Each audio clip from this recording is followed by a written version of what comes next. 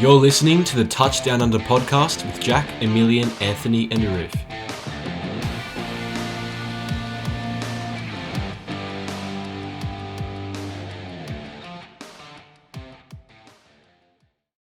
Hello everyone and welcome back to the Touchdown Under podcast. This is episode 27. I'm Jack, your host, and as always, I'm joined by Emilien. Hey, how's it going? Anthony. How we doing? And Arif. Good to be here. Now, for the first time in ages, it seems, we are all back in the same place, ready to deliver you this podcast today. And it was, once again, a big week in the NFL and probably one of the more significant weeks in terms of injury fallout as Joe Burrow, the rookie quarterback from the Bengals, is out for the year with an ACL and MCL injury. He injured against the Washington football team in their loss, and he will be out until 2021. Yeah, it's an absolute shame. I mean, me as an LSU fan, I'm obviously devastated, but I'm pretty sure any NFL fan would be. He was doing really great things for the Bengals. He was pretty high up in quarterback leaders in passing yards, and he was just doing really well. And it's just a shame because a lot of people are, comparing Joe Burrow now to Andrew Luck, and the fact that if he doesn't have the line to protect him, he's not going to enjoy the game very soon. Yeah, it was a really gruesome looking injury, wasn't it? Yeah, definitely. It was not very nice to look at, and he was a front runner there for Offensive Rookie of the Year, so it's really unfortunate that he's gone down so early in the season. I think the big part of the injury you have to consider here is that obviously you've got a young team, Cincinnati, and I think having a quarterback that's obviously his first year, it's important for them to gel together and have that first year so they can rebuild quicker. So it's just delay the team in becoming a better team in the future. It'll take longer now. Obviously, he was a really strong candidate for Offensive Rookie of the Year alongside Justin Herbert, and it looks like Justin Herbert will probably take that award if it wasn't already a certainty based on his play this season, but it probably won't be Joe Burrow's now after the injury. In other news this week in the NFL, we saw Taysom Hill win in his debut start as starting quarterback for the Saints. They handled the Atlanta Falcons at home, and after, I guess, a little bit of a shaky start in terms of, offensive productivity in that game, Taysom Hill used those weapons in Alvin Kamara and Michael Thomas, and they looked pretty good offensively. Yeah, absolutely. I think they'll be fine, honestly. I think looking at the next 3 weeks, they've got the Broncos, Falcons, and Eagles. The toughest of those games is the Broncos, I believe, because that is at Mile High, and we know how teams struggle in that stadium. Drew Brees should be back by the Chiefs game, but it's good to see Taysom Hill get that first win under his belt, get some confidence, and we'll see how they go against the Broncos. If they manage to win that one, I think they'll be pretty fine for the rest of the season. At a completion percentage of 78% on the game against Atlanta, that's pretty good considering, hasn't been that main guy in New Orleans, obviously, his whole career. So it's interesting to see how he went against Atlanta. It proved to be very good. So we'll see how his career pans out, at the starter position. We also saw yesterday on Monday Night Football, the Tampa Bay Buccaneers lost 27-24 against the LA Rams at home. Tom Brady was pretty disappointing with his pass accuracy, and the Buccaneers as a whole did not look very productive on offense. They were good on defense, but they could not generate much on offense to get over the top of the Rams. They weren't even that great on defense, to be honest. They let so many third down conversions go by them, and that honestly dictated the pace of the match. The Rams controlled the game for most of it, and I think the Bucs offense just tried to force it down the field too much. See Brady overthrowing his targets and just completely missing them downfield, and he really just doesn't have that anymore, and it feels really forced, honestly. Yeah. He has struggled with the deep ball these last few games, but I think with their defense, they were able to create turnovers and put their offense in position to score. But it really was on the offense more than anything. I think they lost in that game. And Tampa Bay have lost 2 of their last 3, and it really doesn't look like they can come back and win the NFC South, especially after how well Taysom Hill did in his debut. So that looks like a Saints division to lose right now, and the Bucs are going to have to sort their stuff out before the postseason. On to our first segment on today's episode is, of course, our power rankings, and kicking it off at number 32, we have the New York Jets. The Jaguars are at 31, the Bengals come in at 30, the Lions are at 29, and the Washington football team move up to number 28 on our rankings. After their pretty convincing win against the Bengals, it obviously came after, most of the good play came after Joe Burrow exited the game, but Alex Smith does look to have a pretty good hold of that team, that offense, and they're not out of the NFC East playoff picture. Yeah, it's really interesting how I think it's interesting. All teams have got got 3 wins at the moment. It's anyone's game. We all knew it'd be pretty much like it'd be very open the whole season. The teams aren't tracking very well, but Washington, I think they definitely could make a playoff run here and win the division. That's definitely up beyond them. I think I don't know. I don't see. I think a month ago I wouldn't have thought that Washington could make it, but they've actually, like you said, Jack. Alex Smith's doing really well. He's doing really well at quarterback. He has good control of that team. So I won't be too surprised if they take their last couple of wins in the last few weeks and build momentum upon that. Sorry, Anthony, just going to ask you real quick. Who do you think has a better chance of winning the division, the Washington football team or the New York Giants, considering the Giants are 2-0 against them on the season? Well, I think it's really even at the moment. So just that factor alone is probably the reason they won. I'd say that the Giants are probably more likely to win it. But I mean, but in terms of momentum, they're probably equal. But that's a massive deciding factor. Yeah.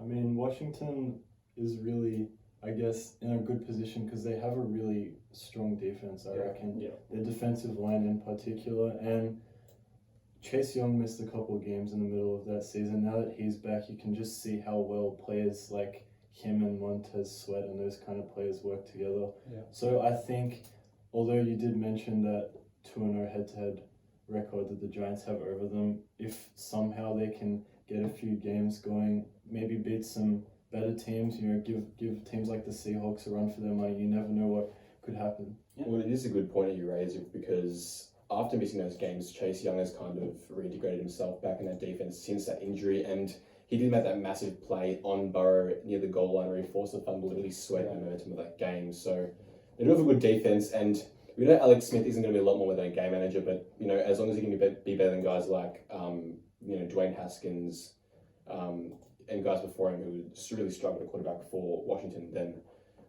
there's no reason why they can't make a push. Obviously, each of those 4 teams in the NFC East has just 3 wins, so it's really hard to be a winner, but it may just come down to those division wins we talk about, and the Giants have done pretty well in those so far. At 27 of the Falcons and the Cowboys come in at number 26. They got a really important win over the Vikings, 31-28.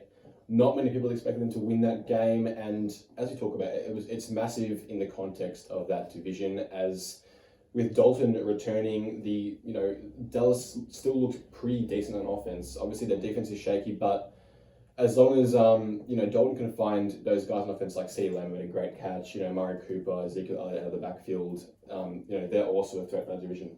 Yeah, absolutely. I think just the defense right now is the Achilles heel. Zeke played well. He hasn't been playing great this season, I would say, but definitely got some energy back into himself against the Vikings, and we'll see how they go.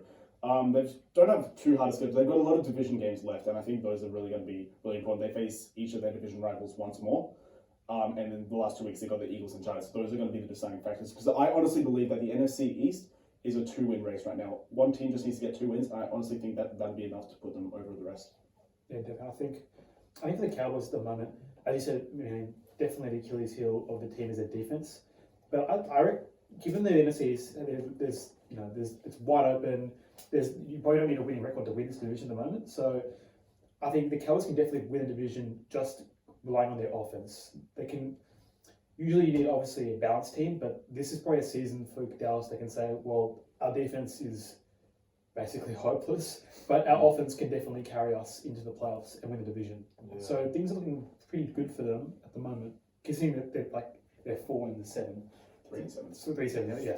Things are looking decent considering they're 3-7. Yeah, I completely agree with that, Anthony. I think their offense really does have the potential to carry that team. I think that Dalton at best is probably like a serviceable quarterback. Like, he does some good things, but he's not going to reach the level of quarterbacks before him like Dak Prescott, I think. So I think the real X factor on that offense is Ezekiel Elliott. Like, if they can get him going like they did last week, it was his first 100-yard rushing game of the season, which I was really surprised to hear about. But if they can get him going on the latter part of the season, then they have a chance as well. You never know. Well, yeah, as you mentioned, Emilien, he hasn't been playing very well this season with his fumble issues, but even Ezekiel Elliott at not his best is still such a valuable asset on offense, and if they can get him going, even if he's not going at as good as he has been last past seasons, it's still such a weapon for them on offense. The Broncos are at 25 in our rankings, the Panthers are at 24, the Giants come at 23, the 49ers are at 22, and the Chargers come up at 21. and the Eagles moved down to number 20 after their loss against the Browns. Yeah. Sorry. Another disappointing outing for the Eagles, and Carson Wentz. He threw a really terrible pick six early on in that game, and they just couldn't get past the Browns defense. Cleveland's been a pretty tough place to play in the last couple of weeks. Obviously, the Texans found it pretty tough when they had those wild conditions 2 weeks ago, and the Eagles didn't find it much easier as well. So it's been a tough place to play over the last couple of weeks.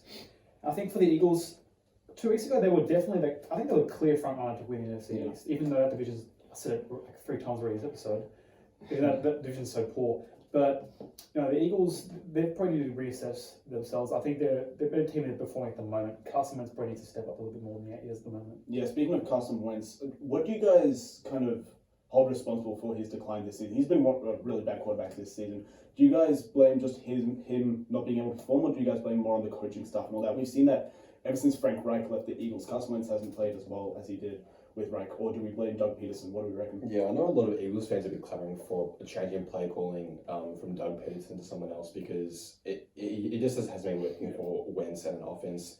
Obviously, Wentz he usually finds himself on the run. He's pressured quite often, and that's when he makes his poor decisions. Yeah. We know at his best he can be an above average quarterback, and at the moment he's not playing like that. And I think maybe a change in play calling could serve him better than what is happening right now. So, I mean, obviously he's been playing poorly, but I wouldn't just put on him. I feel like play calling is definitely a factor in the lack of productivity. Yeah. At number 19, the Patriots fall. At 18, the Bears. The Vikings are at 17. The Texans move up to 16 after their win against the Patriots at home. The Dolphins move down to 15. The Titans up to 14. The Browns are at 13. At 12 are the Raiders. At 11, the Cardinals. And the Seahawks are up 4 spots, number 10, after their big win over the Arizona Cardinals. Now, we saw the return of Chris Carson and... Oh, sorry, it was the second game back? Yeah. No, Carlos Hyde came back. Chris Carson still hasn't played yet. Oh, my bad. Well, we saw a better outing from Russell Wilson nonetheless, and their offense looked much more potent than it has in recent weeks. Yeah. What's your take? Well, I mean, I think defense was MVP that game. The pass rush was absolutely phenomenal. They handled Kyler really well, especially on those read options. You see Jamal Adams and KJ Wright, who's playing on Kyle Murray, was great. It all starts with that defensive line. If the defensive line can get pressure to the quarterback, Carlos Dunlap had an exceptional game. We see that the Seahawks offense had a running game with Carlos Hyde. You just take pressure off Russell Wilson. You release some of the stress off him, and he balls out. They've got an easy run for the next 4 games. I'm very happy, obviously, that the Seahawks played this well. It was a must-win game, and now they're right back in the division battle. Yeah, it's a good comparison to see the Seahawks. Obviously, 2 weeks ago they played the Cardinals in Arizona, and then they played Arizona in Seattle. It's a good comparison to see how important that defensive line is to get to Kyler Murray and actually hold him down and slow him down on his drives. That last set of downs that the Cardinals had on offense, that just shows how valuable that is. That game was won. I think the defense played a very big role in that game, probably Definitely. bigger than the offense. I think, and that to win that game, get that sack on 4th down, that just shows where the Seahawks are at now compared to where they were 2 weeks ago on defense. I think. Obviously, you talk about Carlos Dunlap. He's been a really great signing and has had such a positive influence on that defense. And also, they activated Damon Harrison to the active roster, and he's going to do even more good things in that defense. So it looks like the Seahawks are kind of patching up those holes that we talked about a few weeks ago, and kind of shaping up for the postseason. At number 9, we have the Colts, and at 8, the Rams move into the top 10 for the first time this season after their big win against the Buccaneers. They looked really good on offense and defense. In the first half, especially, Jared Goff was lights out with his passing, and he was just pretty good for most of the game. Obviously, most of that comes from Sean McVay's scheme, but it really just tore the Buccaneers to shreds most times. They couldn't get a stop most times, and the defense was good as well. They forced turnovers from Brady. They just looked really good as a whole. Yeah, that front seven just kept Brady on his toes all night. Just absolutely dominated the pass rush. And that really set the tone for the Bucs offense and the Rams defense. Also on the offense side, the Rams really didn't run the ball all that much. I was kind of surprised knowing that they've got, a 3-headed beast in Darrell Henderson, Malcolm Brown, and Cam Akers. they let Jared Goff pass a lot, and I'm surprised the Bucks didn't do anything to counter that. They didn't blitz much at all. They really relied on their 4 defensive linemen to, put pressure on it. It didn't work, and just Goff tore them to shreds. It shows that when Goff is not under pressure, when he has protection, he is a really accurate thrower and can make really good plays, and the Rams just capitalized on that. Yeah, that's more their, it's been their kind of style of play the last 3 years, but mainly in 2018 when they relied on that passing game very, very heavily. I think, that's what works for the Rams. Their offense is built on the passing game, and as you mentioned, Jared Goff is not a bad quarterback at passing. He's probably, I'd say, top 10 easily, maybe even top 5, just in terms of accuracy. I think top 10 for safe. Top 10 for safe. That's a big call, Anthony. Yeah. I'm not sure about that. So he's top 15. I think at his peak. I think it's mostly because the scheme allows the wide receivers to get so wide open. Yeah, but the scheme is built on his strengths. So I still think he's a solid quarterback. There's no doubt about that. It's not hard to pass a wide receiver, is it? Well, you could tell the Kirk Cousins it's not that easy as it looks. So I think part of the reason they're passing so much is because of how much they respect Tampa Bay's run defense. I mean, they probably are I think they are first in the league in rush defense, somewhere around there. Yeah. So I think that was part of it, but it's good that they got Robert Woods and Cooper Kupp going because in previous weeks it was more like fluctuating, or Robert Woods one week, Cooper Kupp the next. They got both of them going in this game. You saw how good it was. They got Akers going out of the backfield. They were using him a lot. First touchdown in his career. Yeah, so he was really impressive. And they really forced Brady into some bad decisions. I think with that Rams defense, they can really close in on a quarterback. If you stay in the pocket, which Brady is, as we've talked about previously, how he doesn't have the mobility of other quarterbacks, he's going to be in some trouble. So we saw some of those overthrows due to pressure. Yeah, it'll be interesting to see how the Rams front seven deals with Kyler Murray in the Cardinals games coming up. They've got to face him twice, and obviously Kyler Murray is a hell of a lot more mobile than Tom Brady. Oh yeah, definitely. Yeah. At 7 we have the Packers, and at 6 the Bills. Now we have the Ravens at 5, who stay at 5, but were once again reasonably disappointing in their home loss against the Titans in overtime. The Ravens had a 21-10 lead early in that game, and they choked it. And it's fair to say that they haven't looked really great on offense or defense. Yeah, absolutely. I think it's hard because at the moment I think the Ravens are definitely worse than some of the teams below them in our power rankings right now. But the problem is this week a lot of the teams in the top 10 lost, and we can't really put the Ravens down further than some of these teams just because of that. But they do not look good right now. They are honestly being figured out offensively, and the defense isn't able to hold opposing offenses to enough points for the for the Ravens to win the game. Derrick Henry, absolute beast. Yeah. that game winning touchdown in overtime. I'm just like, the Ravens really can't do anything about Derrick Henry and their defense. I don't know. They need a lot to figure out. They honestly could miss the playoffs when you think about that, because the FC is very competitive. What is good for them though is that a lot of the wildcard teams, the Dolphins, the Raiders, they also lost.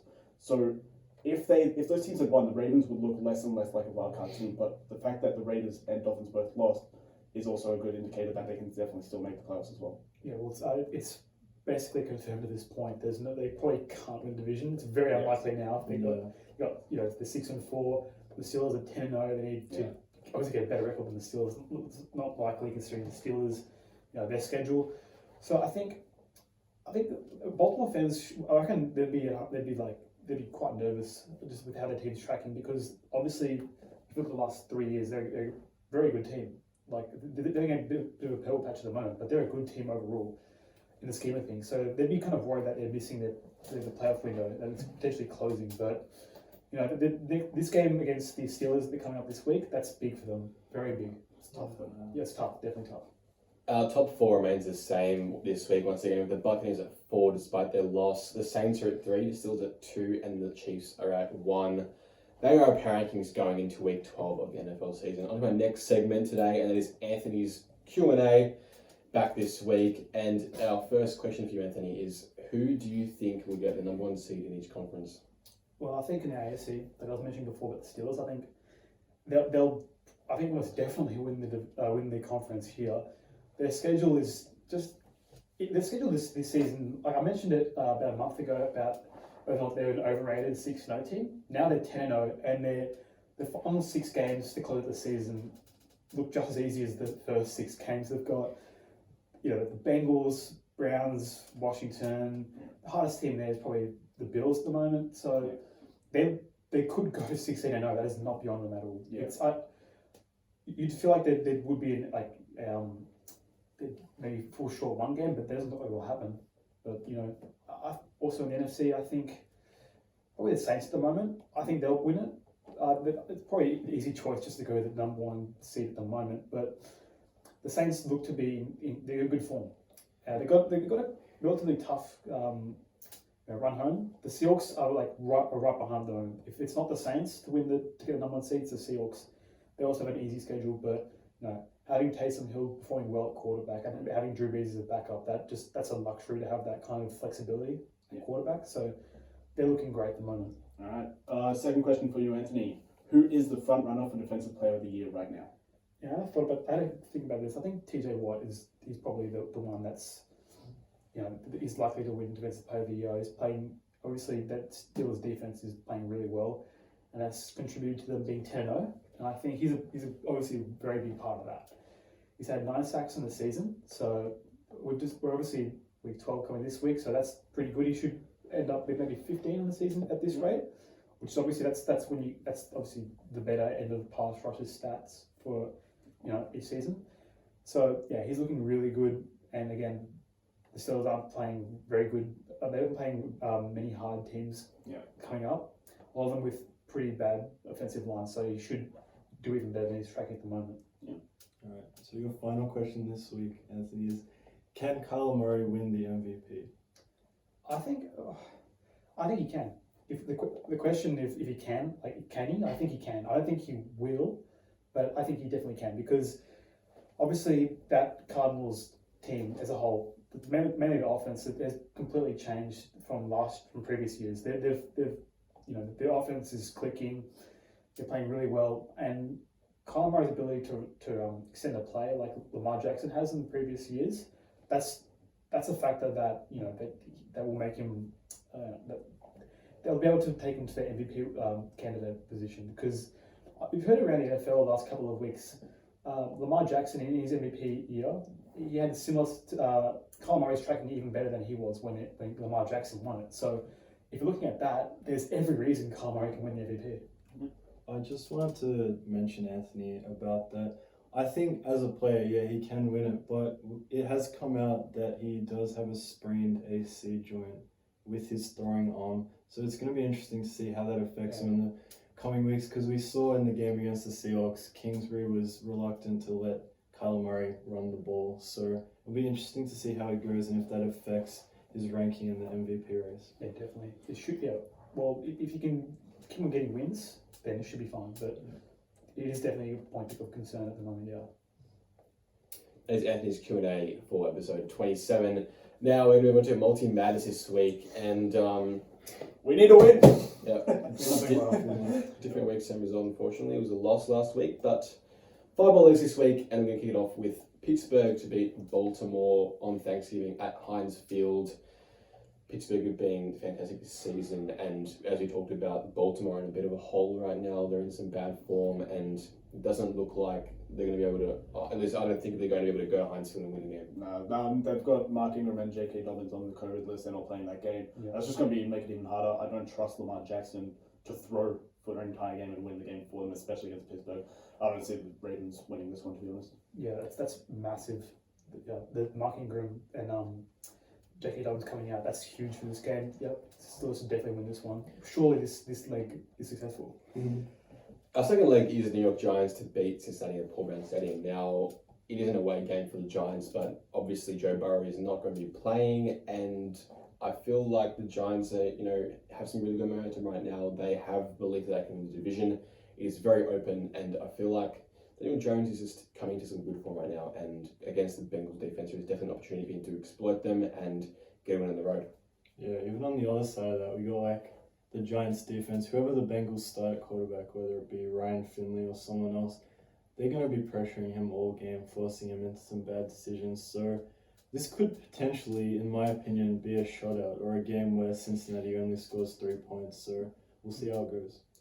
Our third leg is Cleveland to beat Jacksonville at TIAA Bank Stadium.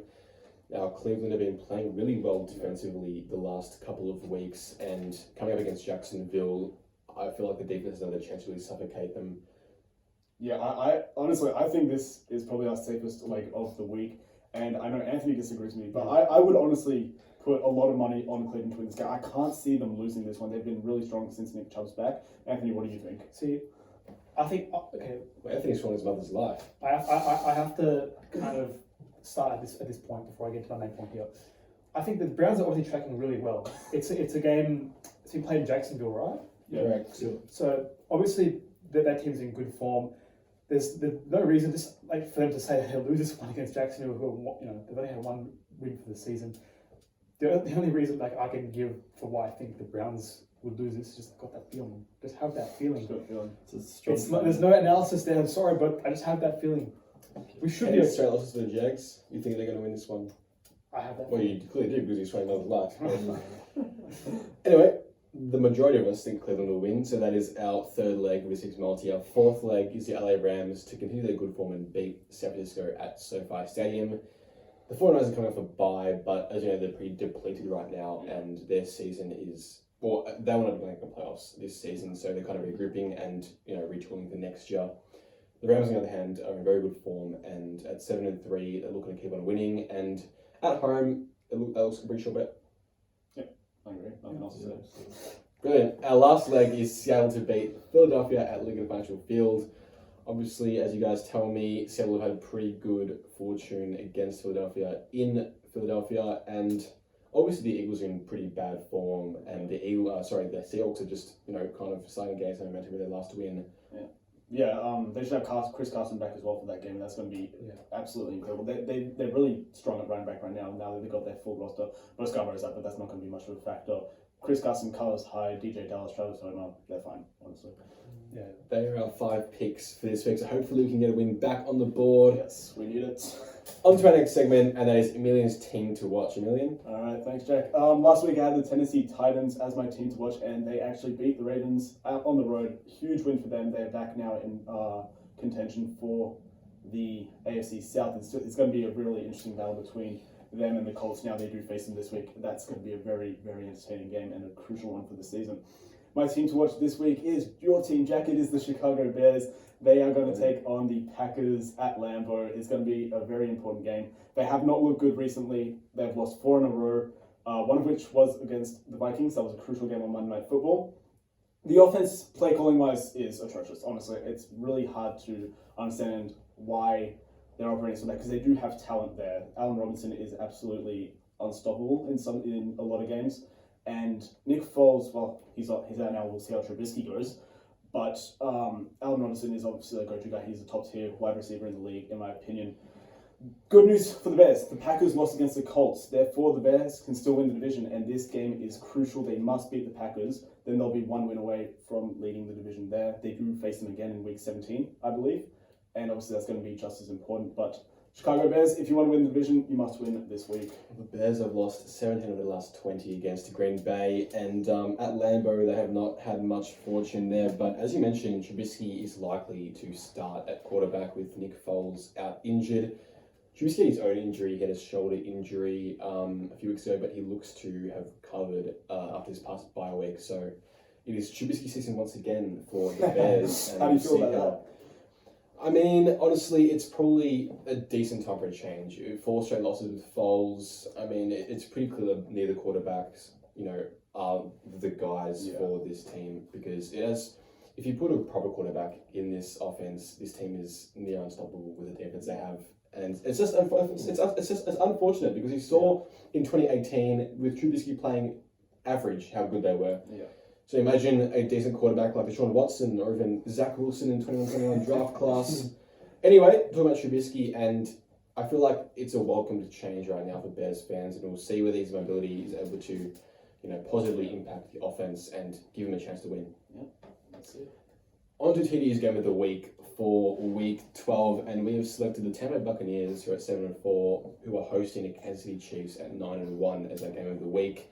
As usual, we have our 4 aspects of this game. We're going to run through offense, defense, coaching, and momentum, and kicking it off with offense.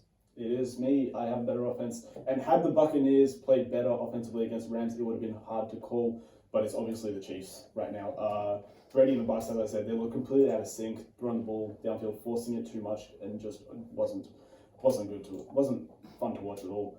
Mahomes, I'd say he's the leading MVP candidate right now. He's been playing extremely well. And the rest of that Chiefs offense, Travis Kelce's third in the league in receiving yards as a tight end. That's quite exceptional. Mahomes, he had a massive performance against Raiders. Great game-winning drive there with a minute and a half left. I knew that if the Raiders gave Mahomes at least a minute on the clock, that Mahomes would shred them to pieces, and that's exactly what it did. So Chiefs have the better offense going into this one. We'll see how they go. Yep. I got defense for this game, and I think obviously you got Brady and you got Mahomes, so the passing game is probably more prominent in this matchup than the running game. So I think with how the Buccaneers played, how the defense handled the Rams wasn't too great. So I think the defense is probably, I think the Chiefs defense is probably better positioned to handle the Buccaneers in this matchup. I think just in terms of form, the defense is probably better off. Form. What about as a whole? Just better defense. You think? I think the Buccaneers are the better defense. Like on paper, the better defense. I just feel like in form, the Heading into this game, you think the Chiefs are better? In this game, yeah. I think the defense is better. That's fair enough. I have coaching, and obviously both these teams are really well coached. You have guys like Andy Reid and Bruce Arians. However, the Chiefs are better coached, and that's for the obvious reason that Andy Reid is on the Super Bowl, and he's just a really great offensive play caller and a coach overall. So I'm going to take the Chiefs here as the better coached team. But with Arians and Todd Bowles in Tampa Bay, they're no slouches. They've got really good coaching staff there as well. So I have momentum this week, and obviously maybe if the Bucs won, it would have been a bit different. But I'm going to go with the Chiefs here. I think it's pretty simple. They've been on quite a run lately. Maybe they looked a bit shaky at times against the Raiders, but they did get the job done. So they're going to go into this game full of confidence, fully believing that they can pressure Brady into some bad decisions, just as that Rams defense did last week. All right. Predictions? Well, I think the Chiefs will win this one. I think 2017. Oh, that's pretty low. I think I'm going to go maybe a shootout kind of thing, maybe 35-31. All right. I'm going to be... Yeah. Oh, sorry. Yeah, Chiefs. Yeah, I got Chiefs as win as well. I think they're going to be fairly comfortable, though. I don't think it'll be as close as you guys think. I'm going to say 37-24 Chiefs. I am picking the Tampa Bay Buccaneers for this game. I feel like this is just a typical bounce-back game for Brady and Arians. It's pretty obvious they know that they're in pretty bad form right now. They know that it's time to step up. Obviously, they're at 7-4. They can still miss the playoffs altogether, let alone making it up, let alone winning the NFC's out. I think that's out of the question now. The question now is just making playoffs. And they know that this is the time to step up. It's getting towards that business end of the season. And no matter how old Brady is, he knows, when to step up. And this is the time for him to step up. He played really poorly against the Rams. And I feel like it's a bounce-back game against the Kansas City Chiefs. The Chiefs are 9-1. They're due for a loss. It's been a while. At home, I think the Buccaneers defense steps up after, a pretty disappointing performance against McVay and the Rams. So I'm going to say 31-28 Buccaneers. Okay, let's see what happens. Final segment is my real overreaction. All right, Jack, your first statement. We've got 6 statements for you. The first one, the Jets will go 0-16. Yeah, that's fairly real right now, Emilien. They just have looked completely hopeless, and it doesn't help that Joe Flacco is starting. There was a terrible pick six that he threw against the Chargers, and it just reminded me, like I did a reminder, but it reminded me just how bad they are and how bad he is. So until Sam Darnold comes back, if at any point this season, it's hard as him winning a game. All right, the next one, the Cowboys win against the Vikings. Wait a second. The Cowboys win against the Vikings indicated they're back on track to win the division. Overreaction. I think that it's fair to say they're back on track, but not to win the division. I'm not going to go ahead and say that just yet. It's really tight. I really can't call a win in that division right now, but yeah, if you had to choose a front runner right now, it wouldn't be the Dallas Cowboys. They've still got excellent defense, as we talked about, but it is encouraging to see Dalton step up and play well in his return game to give them, a chance at making a run at winning the NFC East. Alright, so this is something we've talked about in the podcast. So your next statement is the Ravens will miss the playoffs. I'm going to go with an overreaction right now. Obviously, they're in bad form. There's no doubting that. But I just feel like there's a way that Lamar Jackson and John Harbaugh figure it all out. That they've got a lot of talent on both sides of the ball, especially defensively. So even if Lamar can't always figure it out on offense, even if they sometimes figure him out, they've still got that defense to hold other teams to low scores. And at 6-4, they're definitely not out of it. I feel like they will make the playoffs, so I'm going to say overreaction. All right, just real quick before we move on to the next one, if they do make the playoffs, how far do you see them going? Well, obviously after their loss in the wild card round last year, many were hoping that Lamar and Aaron will go further this year. But based on how they've played so far, it's hard to see them getting past a wild card round. It really depends on who they play, but if it's someone like the Titans, and it's not looking likely. They'll So struggle. at this point, I'd say that the ceiling is the wild card round. Okay. Right, my last statement for you. The Bengals must draft an offensive lineman with their first pick in the 2021 draft. Yeah, that's real, Emilien. They have, you saw them draft T. Higgins, and that was a very valuable pick. He wasn't super early pick, but he's, I would call him a top 4 or 5 receiver in this draft class of this season. He really broke out. You still got guys like AJ Green, who had a bit of a breakout game just on the weekend. You have Tyler Boyd still there.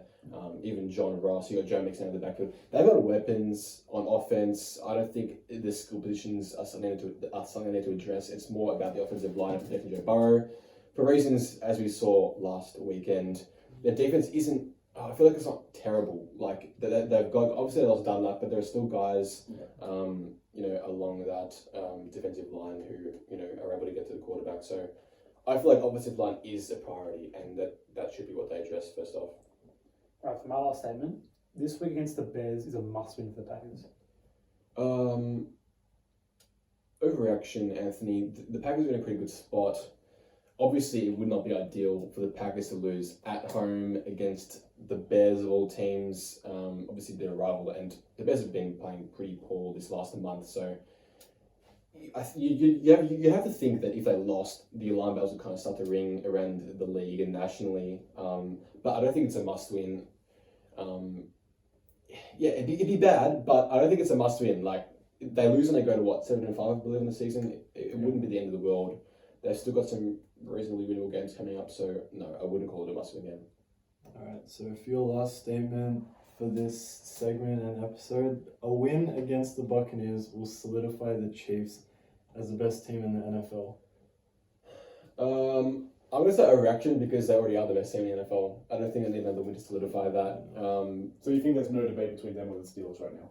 No, not to the Steelers. You can win as many games as you want in a regular season, but it doesn't matter unless you do it, when it really matters in the playoffs. And until I see that, I think the Chiefs are still the best team in the league. Just because they have 1 loss and Steelers have 0 doesn't make them the better team, right? I think the Chiefs are the best team in the NFL.